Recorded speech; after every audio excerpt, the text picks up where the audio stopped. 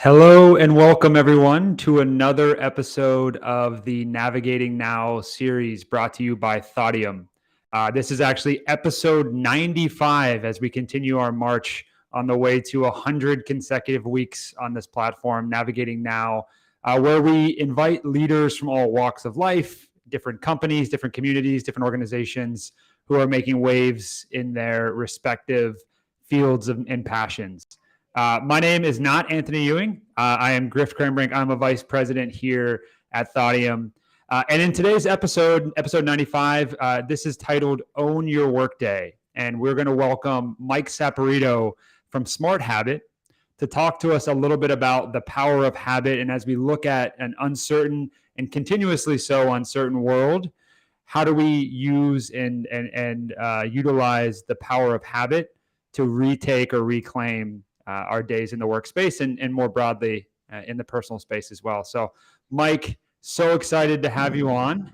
Mike comes to us from SmartHabit. A little bit about SmartHabit. I stole this from your website, Mike, because I think it's a really good way to describe what you all do. You blend cutting edge behavioral science with practical experiences to help people make positive change. It's pretty powerful stuff. So, Mike, before we jump into SmartHabit and all that you all are doing, and a little bit back into the topic of what we're discussing, tell us a little bit about yourself. Who is Mike Saporito? Oh, what a deep question. First of all, it's great to be with you, Griff. Who is Mike? So I'm a guy from Rochester, New York, upstate New York. My mom was a school teacher. My dad was a manager at a power and gas and electric plant.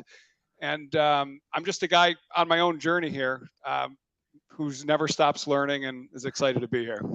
Love it. Thanks for paying homage to the shirt. I was wondering how long it would take us to get to this conversation before one of us at least paid tribute to it. So thanks. I think we hit the 2-minute mark, which is awesome. There you go. So Mike, a little bit, you kind of shared a little bit about your background.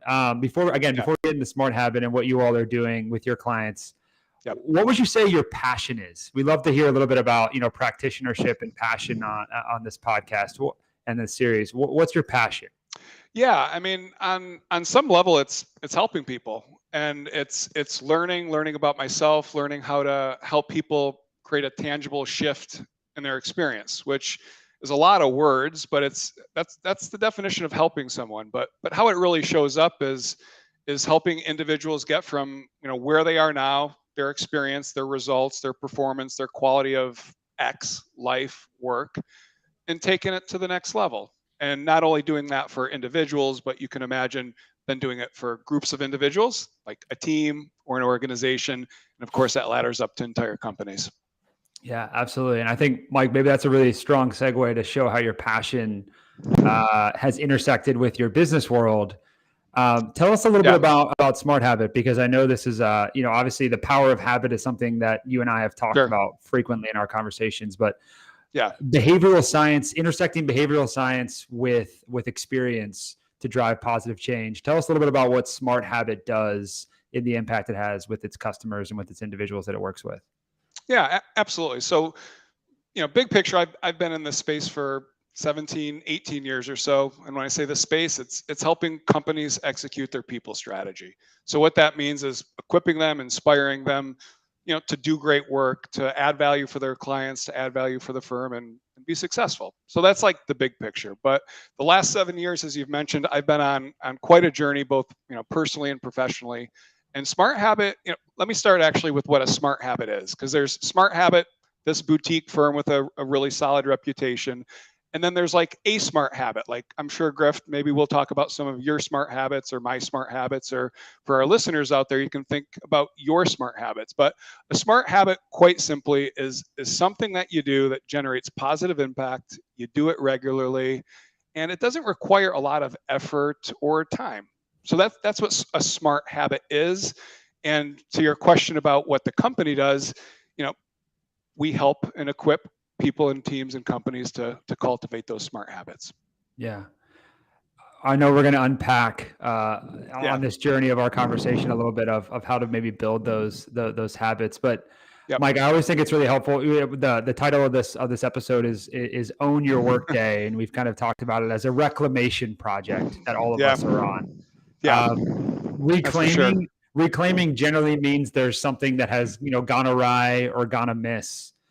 Yeah. From your perspective, and maybe from some of the research that you've both done and you've consumed, Yep. maybe this is a bit of a broad question, but I'm curious to get your take. What do you think is kind of broken right now for most folks when they think about ownership of their own workday, of being able to feel like they're in control? What feels like it might be the leading causes to that not being the case for so many?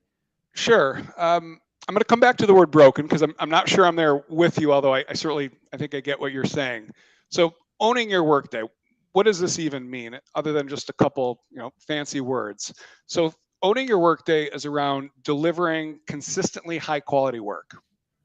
And it's doing it in a way like it's at a natural and healthy pace, and you're generating positive impact. So I want to start by saying my assumption is most of the listeners out there, most people in most organizations, at least that I'm engaged with, they are owning their workday to an extent. They are delivering high quality work. Where things start to break down, or I'm going to say where there may be less alignment that I would want, because I'm experiencing everything that we're talking about here, so we're operating in a vacuum.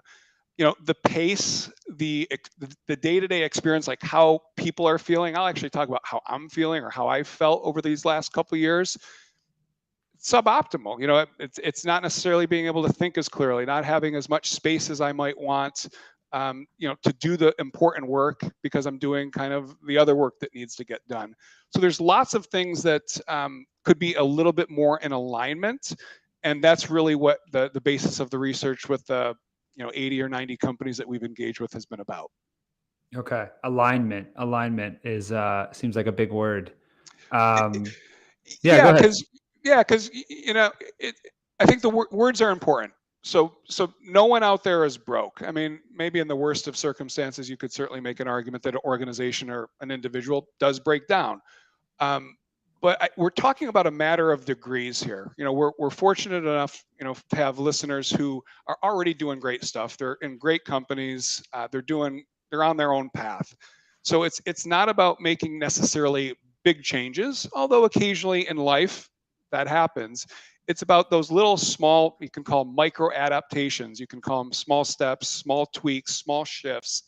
How do you make those small shifts on a regular, consistent basis in the direction that you want? And when you start cracking that code little bit by little bit, that small shift can evolve into a much bigger shift at the higher level. Yeah. No, I appreciate that. Thanks for diving into there, Mike. One of the things that we as a firm, we talk about with our clients all the time is just the power of the 1% improvement, right? Like the continued consistency and dedication to show up just a little bit better, and how that has cumulative impacts. Mike, in the realm of habit building, you kind of were talking about it a little bit, but is there any research or is there any information out there that kind of shows A, the power of habit just in general, and B, what is a little bit of that like 1% message that if we're making those small shifts, the power that it can bring to us owning our workday and being more productive and more engaged? Yeah, absolutely. So let's start with talking about the power of habit. And there's a couple different directions we could take this. I would start with this. Our days, your day, my day, our listeners' day is literally constructed based on patterns. How we talk, how we walk, how we listen. And if you kind of build out from there, your day is nothing more than an aggregate of the way you think, feel, and act. And I know some people are saying, like, what the heck does that mean? Your day is a function of your habits. So the power of habit is to invite people to slow down just for a little bit. As difficult as that is, put the phone down, like actually listen, actually, dial into one thing at a moment. I'm talking to myself, by the way, as much as anyone. and to see, okay, like what patterns do show up in my life? How do I normally think? How do I normally feel? How am I interacting with my colleagues, with my boss, with my clients, with my significant other, with my friends?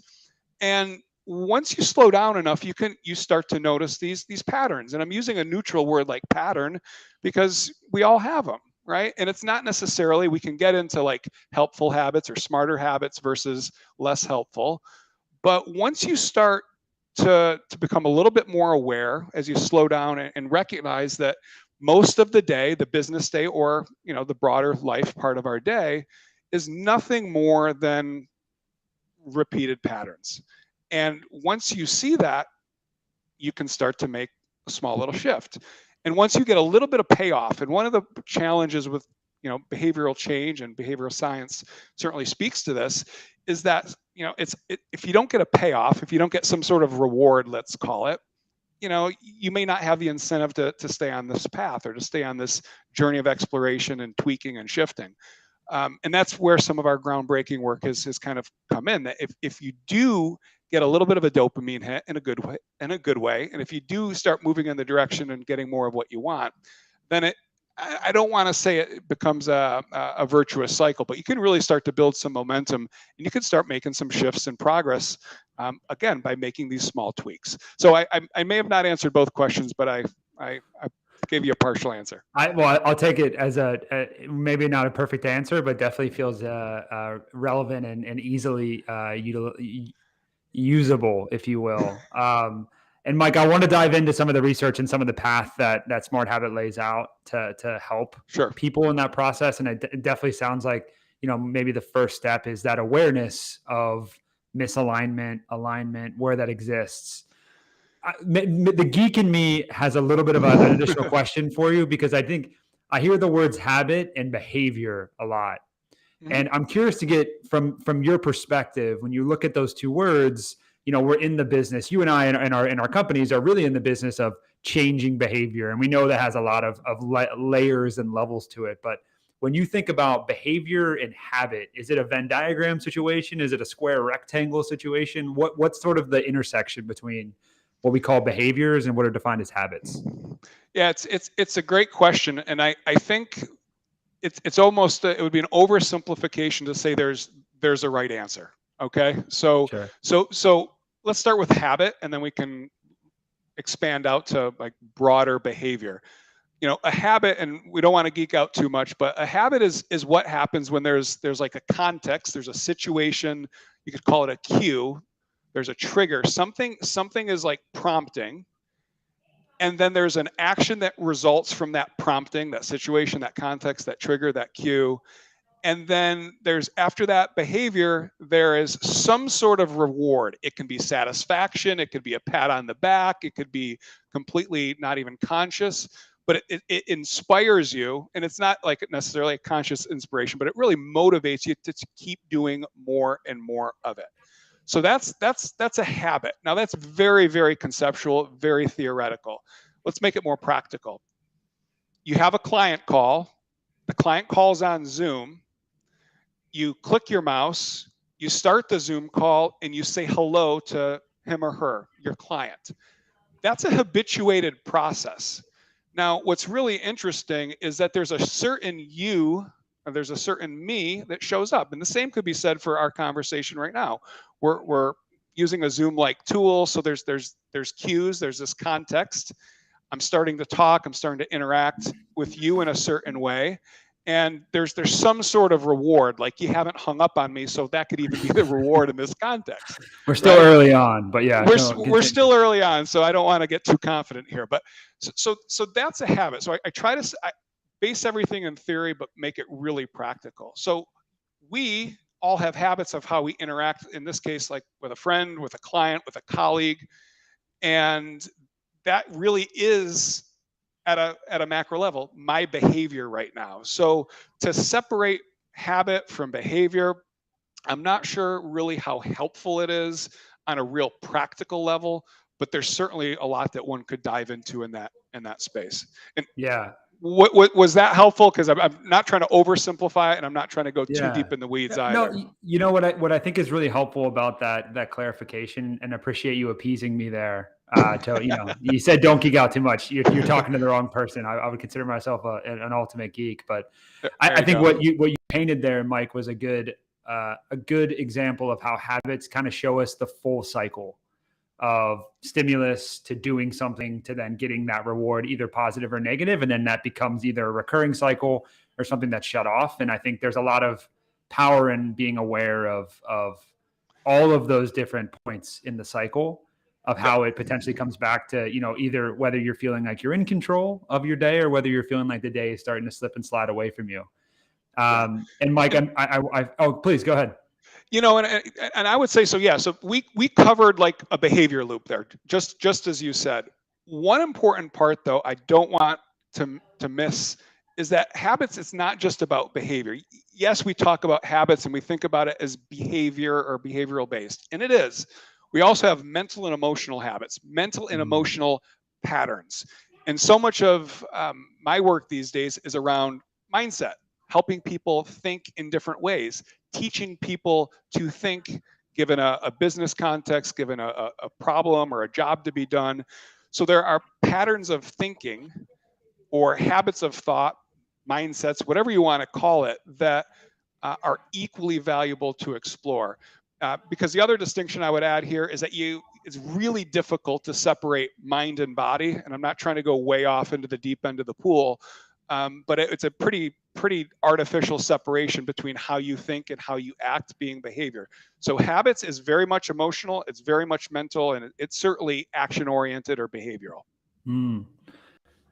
I really do appreciate that extra layer there, Mike. And if it feels like maybe a good segue for us to talk a little bit about both your opinion, your perspective, and then also the work you all are doing at SmartHabit and helping folks feel like they're able to utilize those cycles, whether they be emotional, mental, or behavioral, physically behavioral oriented, to feel like they're in that ownership seat. So I know it's a very broad question, but maybe, where does it start with? When you're doing this work with an individual or a team or an organization, and we're on this path of becoming aware and all this, what are some of the first kind of key steps that people need to go through on this process to make those incremental improvements that we've been talking about?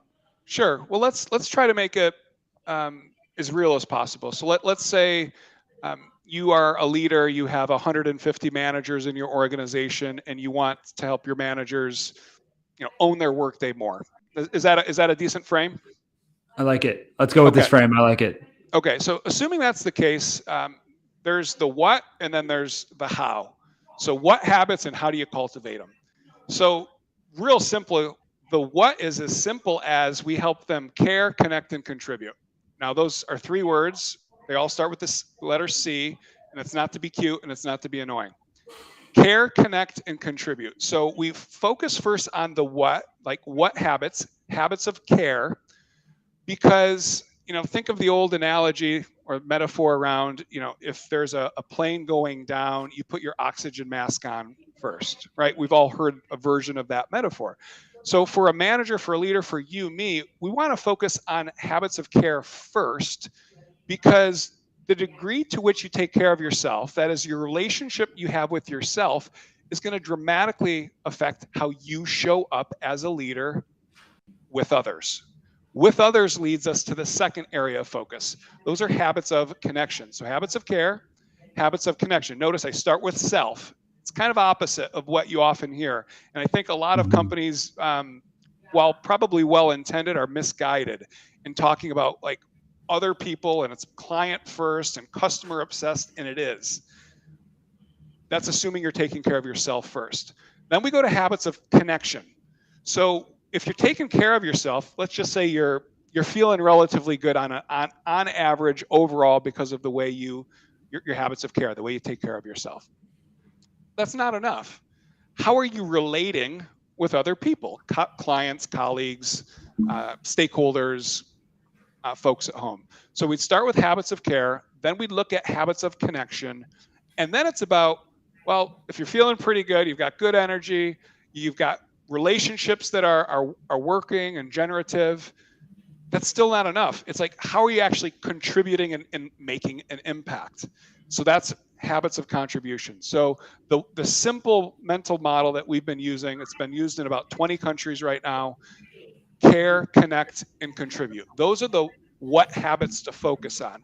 The sequence matters theoretically and from a teaching perspective, and on a daily perspective, we suggest you start with yourself, you focus on others, and then you see how you can maximize or optimize your impact. That's the what. I'll pause there, and then we can actually get into the how. Yeah, I definitely want to get into the how, and I might be breaking a little bit of a cardinal sin as it comes to behavior change. So forgive me for this question. I break in them all the advance. time. That's why I'm doing this, of course. Come on. But the thing that comes to mind for me is recognizing this is a personalized journey that everyone's going to go through in a different way. Yep. In doing this with so many different organizations and teams across different countries, Yep. I'm curious to hear a little bit of like the alikeness and then the differences that you've noticed in terms of leaders who are going through this. Like, what are some of the common ahas you tend to see from Yep. folks who are going through these? And then maybe even as interestingly, are there any like segmentation differences, whether it be across different countries or cultures or industries or team sizes that have popped up that have kind of got you noodling on how to even take this to another level? It's a little bit late in the afternoon here, so if I go off track, just get me back on track. You got it. Here's some spaghetti that I'll throw on the wall. Behavior change is really complex. Anyone who says it's not is probably misguided, and it's not as difficult as people think it is. I'll start there. That's kind of I don't know if it's a truism, but that's what my experience shows. It really needs to be spoken to and about as a very complex animal that can be tamed. I would say number two, remind me of the question. I'm going in a couple of different directions here. But similarities and then differences for leaders who are going through these types of care, connect, contribute types of journeys. What are some of the similar ahas they have? And then maybe what are some of the differences that you've seen pop up? Yeah, well, I'll start with care. So immediately, people are saying this is what they want or need more of. And they don't get there right away, though. There seems to be a cultural context, and culture in the sense is more maybe in a corporate sense, so just a workplace sense, that there's a lot of there's been a lot of focus in the last couple of years with the pandemic on well-being, which of course is a wonderful thing. And there's been some great success stories of companies changing policies and really stepping up to support people during real tough struggles. So there's no knock, there's no caveat there. At the same time, because we are creatures of habit, pun intended, or the word habit is being used with intention, people are running so hard and they don't think they have permission to really, this is a generalization, to really slow down and to really like take care of themselves. They know it's important. They probably have heard messaging. There's probably some interventions or some access points where they can take some space for themselves, to use some of your language. But the centrality of taking care of yourself is showing up constantly. People know it's important, but in practice, they're not doing enough of it. So that would be one. The next around habits of connection. I mean, connection. People are hungry for meaningful relationships. Like, that's not a news flash, but the data is showing that people are talking in the virtual space, as you've probably seen, a smaller network. They're talking to a fewer people more. Usually those are strong connections to begin with. And, there's a real craving for connection. I think community is a word that's also really appropriate. Another C word, it's coincidental. So that's another one that's coming up. And then contribution. So contribution, it's a vast set of practices. There's lots of different ways you can contribute, from having real clarity on your role, to playing to your strengths, to offering your talents to others. I mean, there's a lot of different ways you can contribute. But that comes up as like, people want that, because even when they feel good, they're caring for themselves. Even when the relationships in the context that we're talking about are working, they want to contribute. And the other word you might hear is purpose. Like, they want to feel their work is meaningful and purposeful, which I know resonates for me. I want to feel that too. So I would say behavior change is complex. And I would say the human desire and experience, while there's cultural differences geographically, is quite universal. People want to feel good, care for yourself. They want to be in real quality relationships with people they like, trust, and respect, habits of connection. And when those things are going great, like, that's like most of the battle, but that's not the whole battle. Then you go up Maslow's hierarchy of needs, and you want to be actualized, or you want to have meaning, you want to have purpose, you want to contribute. and it's universal from APAC to EMEA to certainly North America, and a little bit in South America, but not too much. In terms of my personal experience recently, that's what I'm seeing. Absolutely. So obviously an extremely compelling what. Thanks for going to that extra layer of detail, Mike. Let's get into the how then. So how do we do these things? That becomes the $1 billion question. Yeah. So let's start what not to do.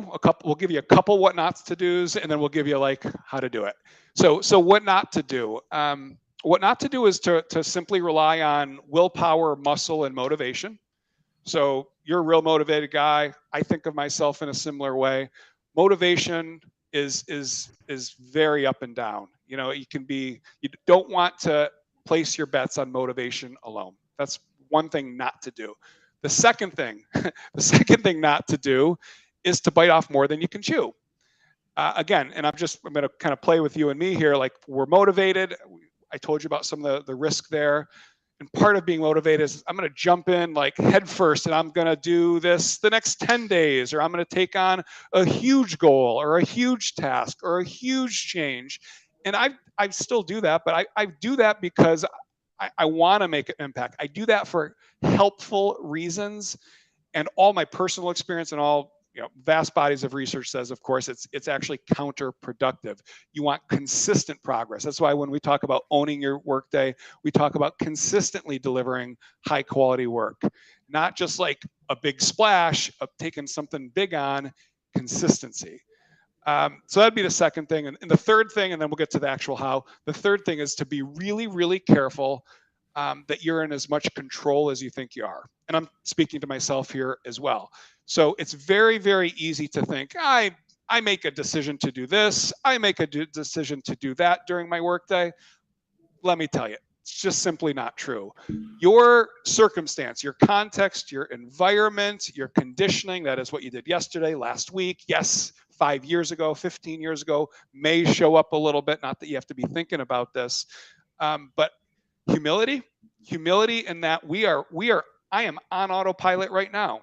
I'm probably using the same 250 words in this conversation that I used 3 hours ago or 3 days ago. I'm a creature of habit. So start with some humility that we all have patterns, and then you start to look at how to use those patterns, your patterns and the patterns around you, to your advantage. So those are 3 things what not to do. Do we have time for what to do? Let's get the how, because I think people are probably really excited to hear if we know what to avoid or what to watch out for, then what do we do? What do we do, and how do you help? Yeah. So what do you do here? Let me give you a couple things. You wanna tie the new behavior, the new thing you want to do, the new experiment, to something you're already doing. Okay. So in other words, you don't want to just start cold turkey and say, I'm just going to do something completely new and out of the blue. You want to link it to a pattern or a habit that you already have. Okay, so an example would be you already log on to, let's say, a Zoom call during the day, right?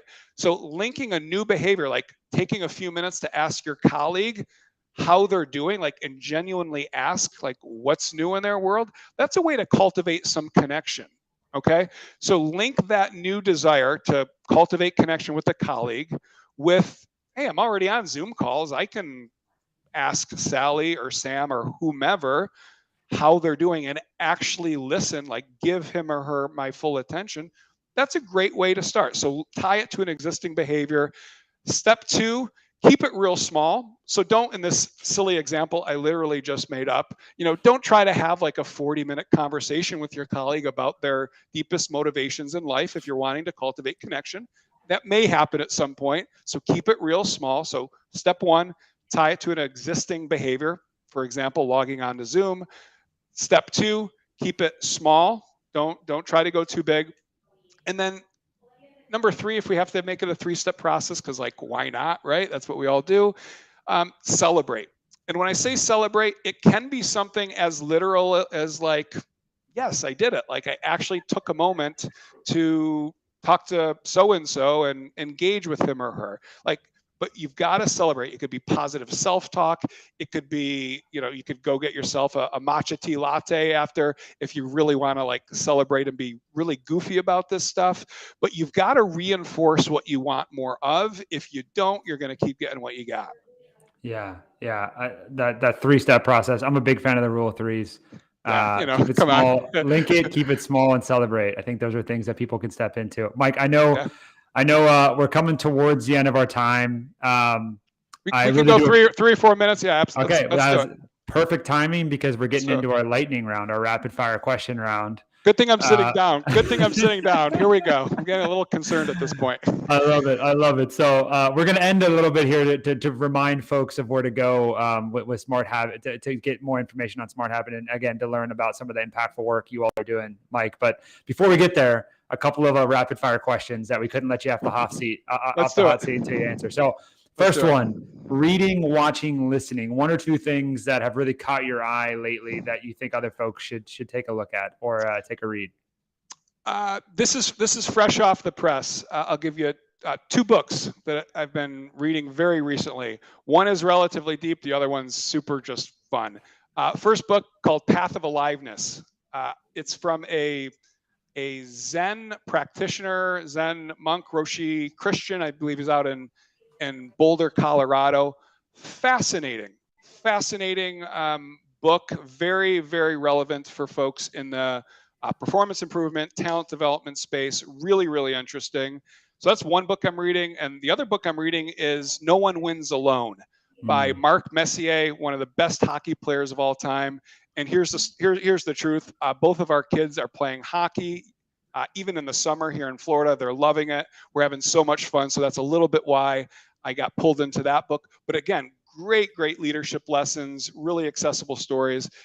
For that book, it'd probably help if you like hockey, though. I love it. Those 2 books. And speaking of great habits, I mean, playing hockey in Florida in the summer, that sounds like an ultimate habit to be built. I don't really know exactly. Well, you know what? I'm going to stand up for the great state of Florida here. So what's interesting is you can let your conditions drive your life and your lifestyle. So you're in Florida. We go to the beach. We go to the pool. But my wife and I, we've talked about this, and you can cultivate your experience, create habits that work, smart habits, positive impact, doesn't take a lot of time. It's done regularly. You can create your experience, or your experience can completely create you. And to be fair, it's both. I'm not creating everything. My circumstances create me as well. So it's a co-creative, co-generative process. But I wanted to throw that in there. That I think that is a good example. Yeah, we live in Florida, and we're part of a great hockey community, and we absolutely love it. Yeah. Okay. I love that. If you don't mind me going with I might move this into a motivational phrase. Habit building is about creating your own ice. Can we use that maybe? What do you think? Let's put it on a t-shirt. Never stop learning is really good. And then habit building is create your own ice. That's good. All right. So for those who are listening in that don't know, Mike and I also share another thing, not just a love of behavior change and working with people, but we did spend time. I spent more time, but I know Mike spent some concerted time in Cincinnati, Ohio. I did. Mike, make the case in 1 or 2 sentences why people need to go to Cincinnati, Ohio. Well, that's easy. You have to go to Cincinnati because you will have the time of your life by going to Skyline Chili to have a meal that, if you haven't had it before, will definitely open your eyes. It's a chili cheese sandwich concoction with spaghetti, and pretty phenomenal. And you got great food at Montgomery and Ribs and Over the Rhine, and all sorts of great sports, and just family, friends, great people, obviously, for me there. So I've got a lot of affection for it. But I don't know if I sold it hard, but you got to go there for the Skyline Chili. If you haven't done that, you got to go there for it. This goes out to the Cincinnati Development Commission. If you're listening in, if you see any upticks in tourism from this podcast, we'll take the residuals to SmartHabit and Thodium accordingly. Absolutely. Mike, I'll end a rapid fire. This wasn't too hard of a hot seat for you, but maybe give you one to ponder on just a little bit. We're literally at the halfway point of 2022. A lot's happened in this year, obviously. Some great stuff, and obviously some challenging things that have popped up, both personally, professionally, and macroeconomically. Yeah. You're writing the story. We talked about this. Create your own ice. You're writing the story for the rest of 2022.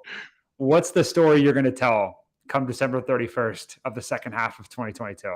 Oh, that is such a good one. The headline would be "Still Enjoying the Journey," and